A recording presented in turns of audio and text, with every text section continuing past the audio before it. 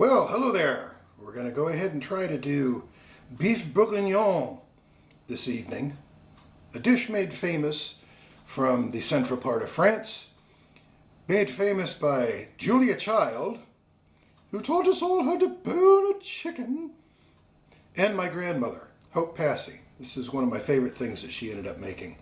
So, here we go. We've got about 3 pounds of chuck roast that I've cut into large cubes. We've got about a pound of carrots sliced into nice chunks. We got a nice big Vidalia onion right here. Got a little bit of garlic. I'm going to be lazy with this again. And here we go. So first of all, we're going to salt and pepper the beef. It's already been cut up and dried somewhat.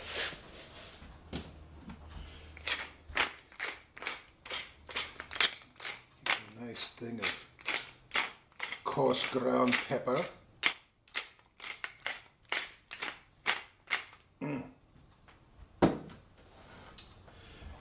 we'll go from there. So, we start with bacon. This is about 8 ounces. Just cut a pound package in half. And this was frozen. We ended up having Oscar Mayer on sale for $4 a package here a couple of months ago. So I ended up buying a few of them and putting them in the freezer. So, what we'll do is on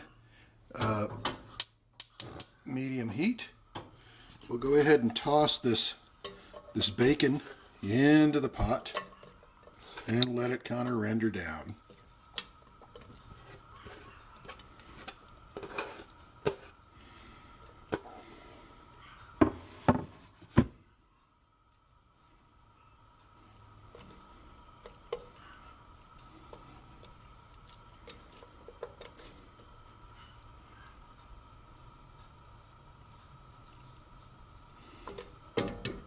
You might be able to hear Olivia in the background.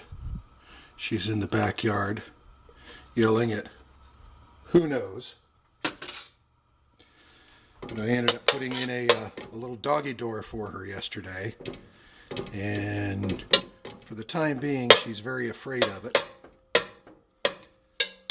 So I'm hoping that we have a breakthrough and that she'll come waltzing through the door on her own. Or I'll hear whining and scratching while I end up having to go over there and hold the little door open for her.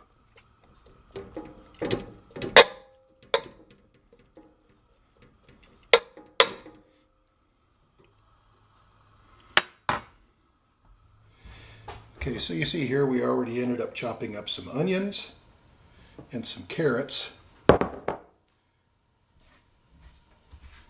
Once this beef has a little bit of time to just sit in that salt and pepper, and after we render the bacon down, we'll brown the beef. Ah, I like that sound and I like that smell.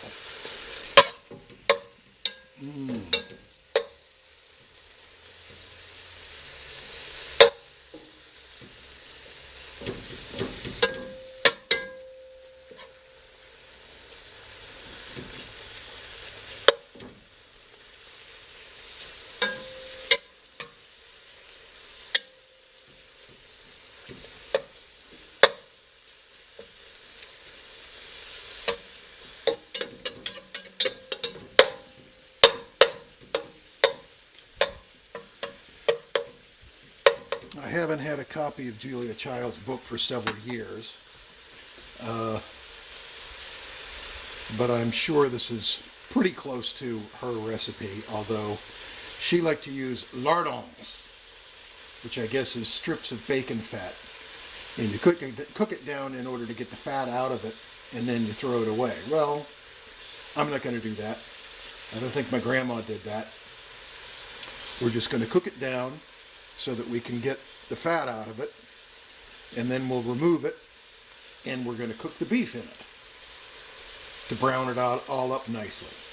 Then we'll remove the beef and we'll saute the vegetables for a little while and toss it all back in with some nice red wine and some beef stock and a little bit of tomato paste, and then we'll go from there.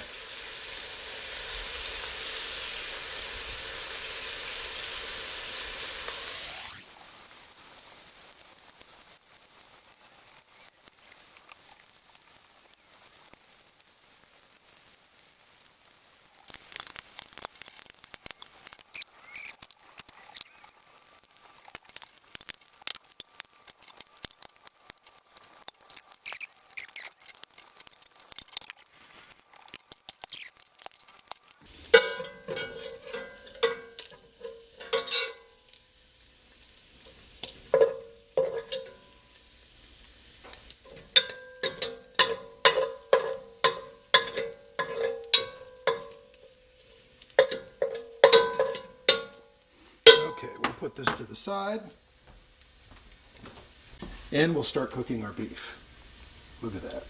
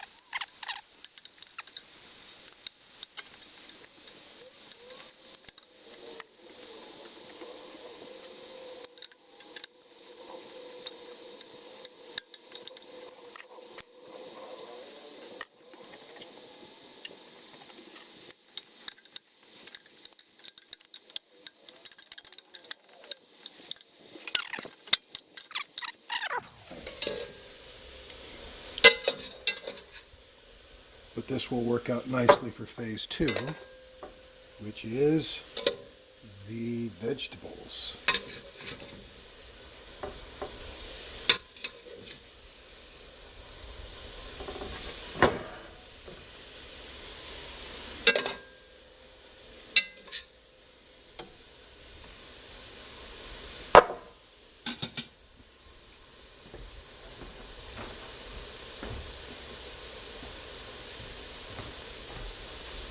Okay, in go the onions, in go the carrots,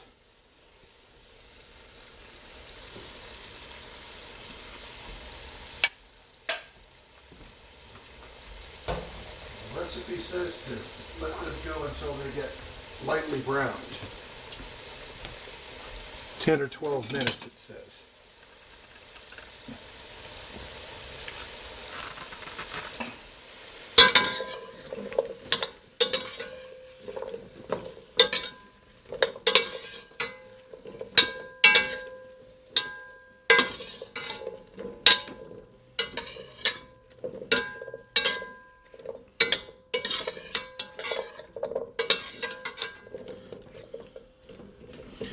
A lot of people chop their onions up, but I ended up having a stew one time where the chef had taken the onion and left the bottom part, cut the root off, but then left that binding part of the bottom of the root on there, and then cut things on an angle so that it ended up holding these wedges of onion together.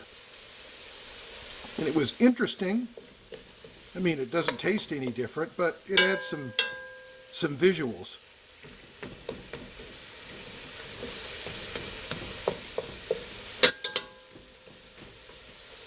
And I do like my meals to be a little bit different.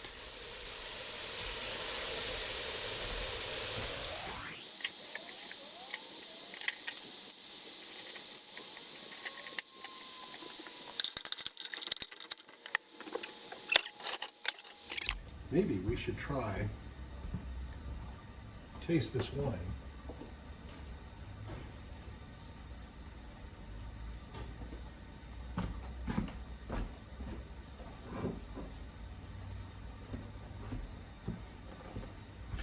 This was rated pretty highly. I ended up using the Vivino app to check things out because I've never had it before. But I figured it was probably good enough for cooking. But at the same time, if you're going to use it to cook with, you should be able to stand to drink it. So let's see. It's a Pinot Noir, which is generally, it's dry but it's light.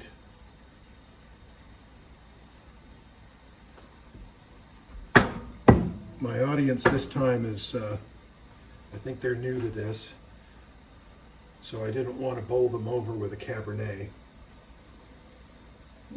The nose is nice.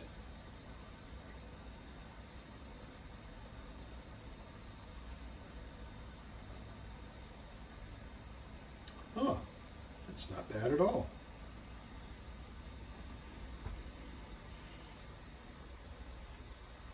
So I would say if you're going to grill some steaks or anything like this, this is perfectly drinkable wine. Very good. Mirasu.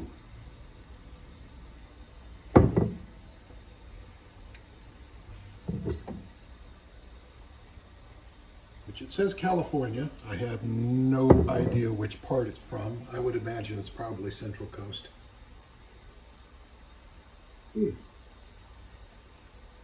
That is very tasty. I think I'm going to have to buy a couple more bottles just to keep around.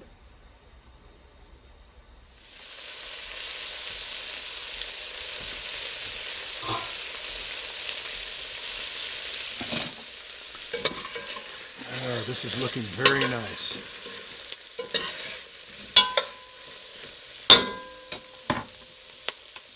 Okay. Normally it says, I'd say this is probably about 2 cloves of garlic right there. So we'll stir that in.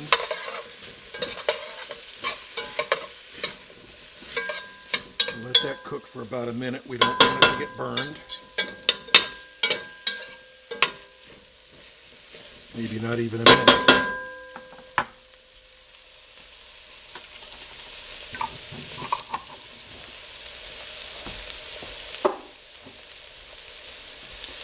Then the magic ingredient,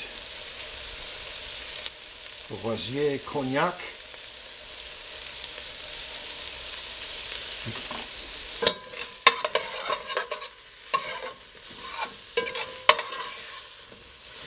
It says add about a half a cup to this mixture of these vegetables.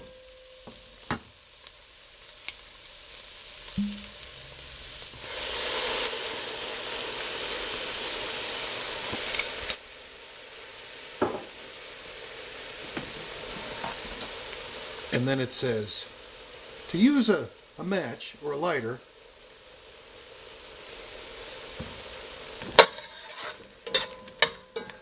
to burn off the alcohol. I don't see the point, but I've never done flambe before, so let's see what happens. Woo! I've never done flambe before, so let's see what happens.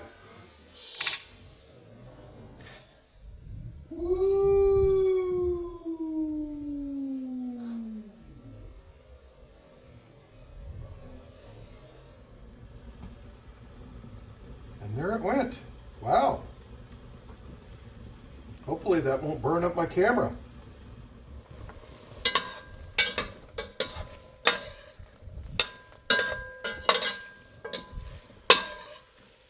Ooh, that was lovely. Huh. You learn something new every day. Okay, now it says to put the beef back in, along with the bacon.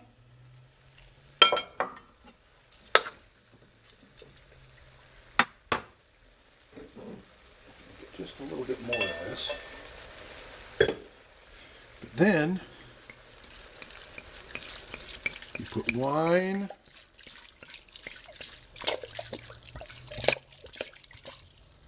whole bottle, whole 750 milliliters worth.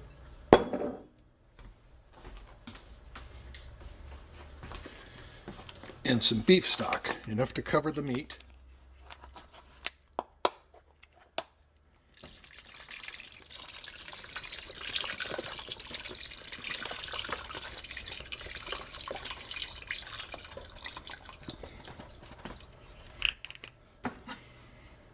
Here, we'll poke those guys underneath.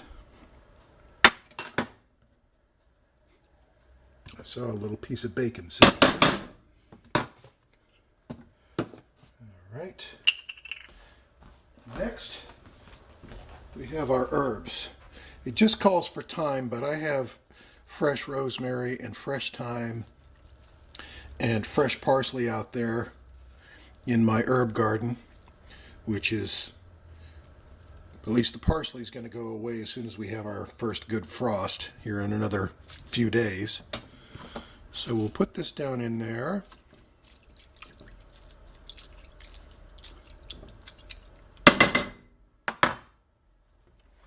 And let it go ahead and do its thing for the next couple hours.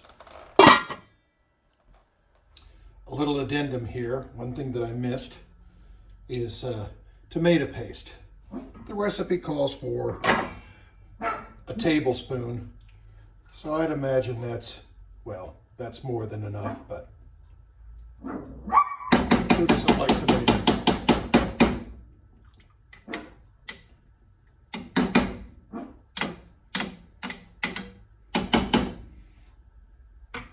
So anyhow, just to make sure that you did not get shortchanged anywhere along the line, tomato paste.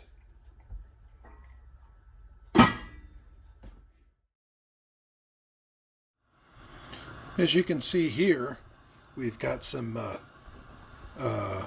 russet potatoes. I just took 4 large russet baking potatoes and cut them up, left the skins on them and everything. And we're just going to go ahead and boil them and make some mashed taters.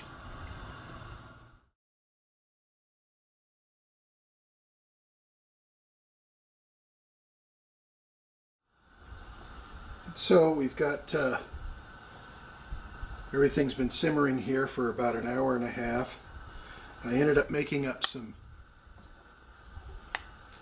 basically it's a roux, just mixing up flour and softened butter. And we're going to put it in here to thicken things up.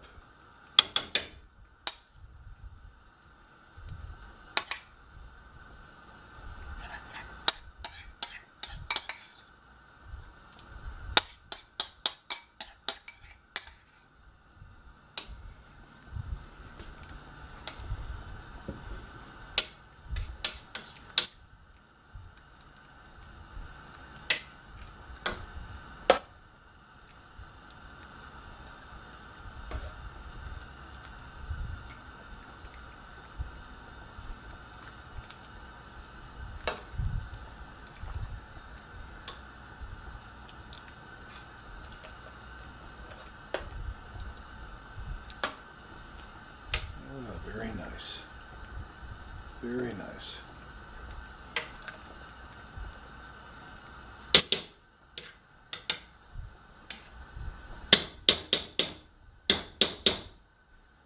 See, there's a piece of bacon or something stuck to this. So anyhow, we'll let it simmer some more.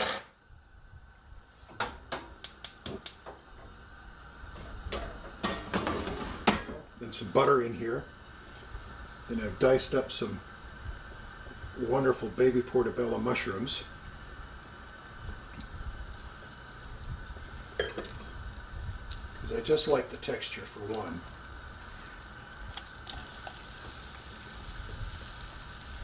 And we're going to saute these babies.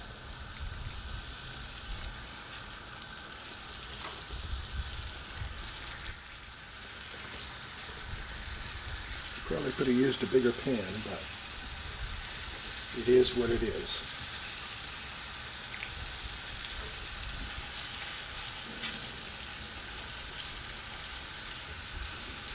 We'll saute these guys until they're nice and done all the way through.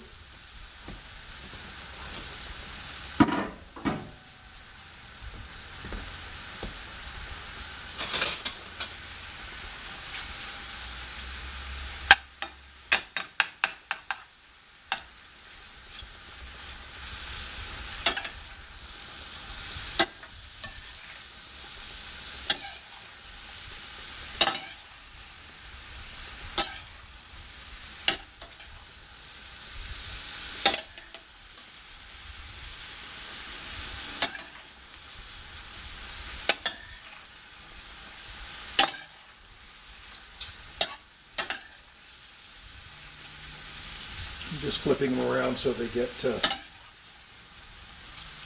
of that oil and butter on them.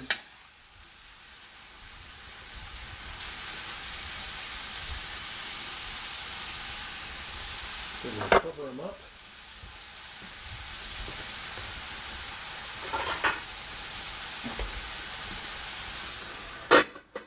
And let them kind of stew in their own juices there for a little while.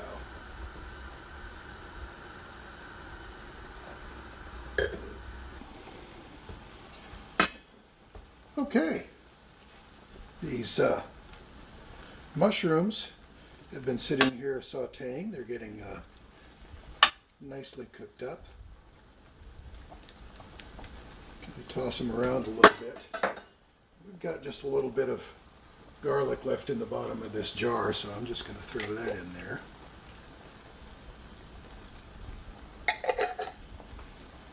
That's probably a clove and a half. One good sized clove maybe.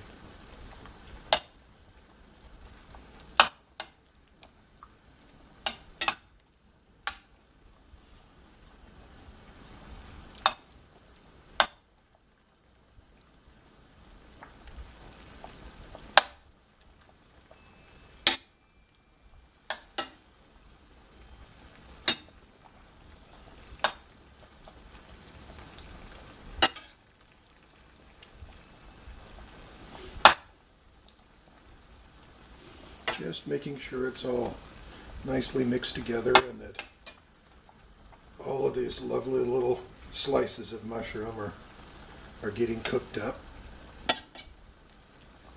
It smells wonderful.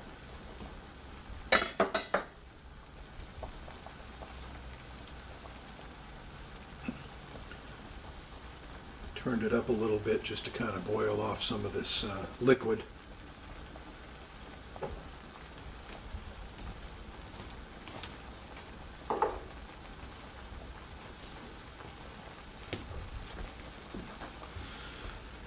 We'll add a little coarse ground pepper.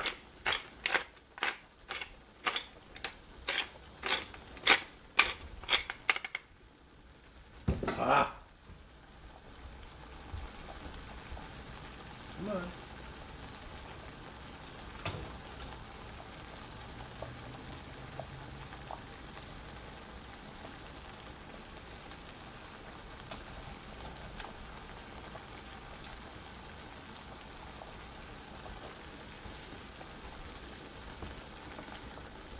So, like I've said, we're cooking up these mushrooms. Some wonderful baby portobellos. We cooked them up in olive oil and butter. We just added some minced garlic.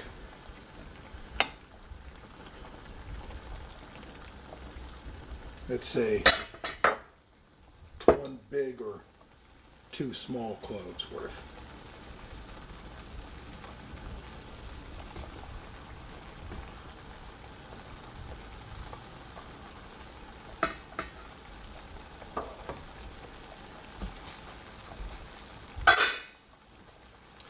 Now here comes the magic. All right. Let's see, they're done enough. I'm going to move beef Bourguignon. Oh God, look how gorgeous that is. Here, I'm going to take this and show you.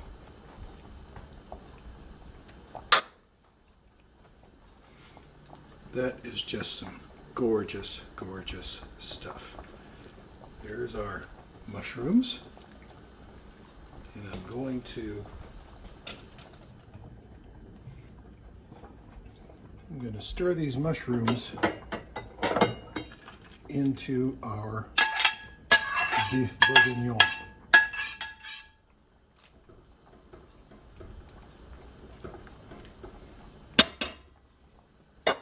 And then the next secret ingredient is Thomas Birdseye's pearl onions. Just a whole bag of them. They're frozen. A lot of grocery stores don't carry them, but we got a Piggly Wiggly right around the corner that has them, so I keep some around all the time. And we'll just toss those guys in there.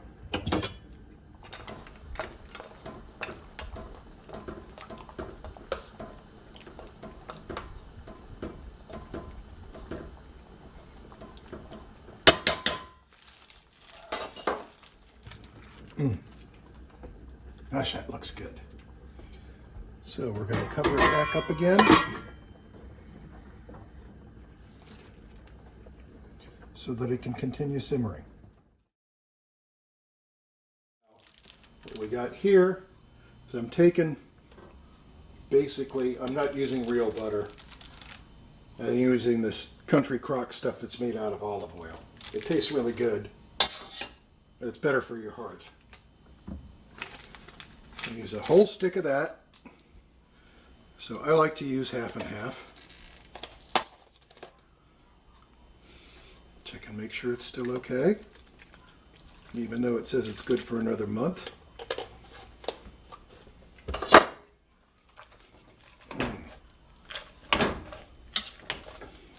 Now some people like their mashed potatoes just whipped into a smooth consistency. I've never cared for that. I like them with a little bit of, I like them a little bit lumpy myself.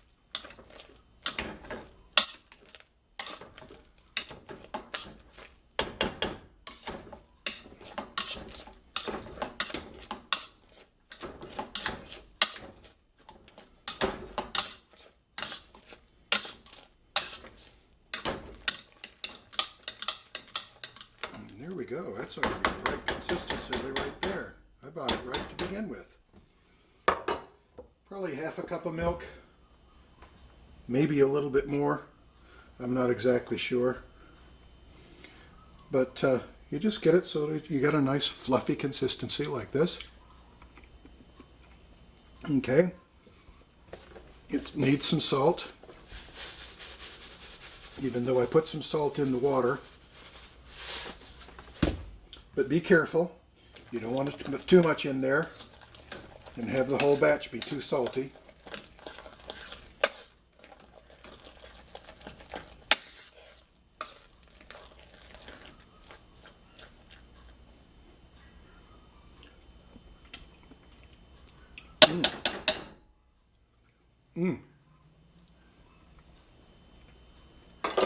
That's perfectamente. So we'll set this aside until our guests get here, and we'll end up when they get here, we'll end up garnishing it with a few pats of butter and some fresh parsley. Hello, back again. Thought I would just chop up a few of my herbs here in preparation for the plating. What we have here is fresh chives. I absolutely love chives. I've loved chives since I was a little kid. And amazingly enough, you would think that in the garden stores they would be easy to find, but they are not. So I ended up buying quite a few of them. And so I have 4 chive plants, and hopefully this means I will not have to buy chives ever again for the rest of my life, because they are a perennial.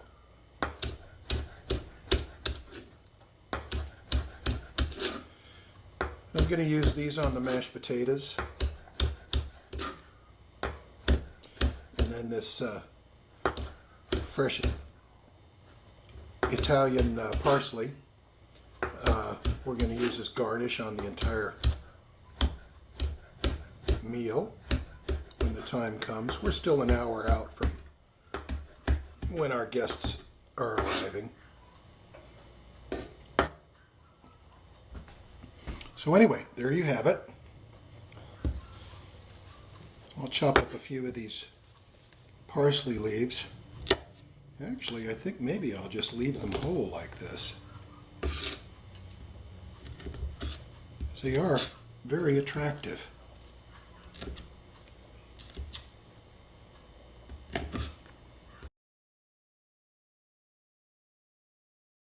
Okay, and here we go.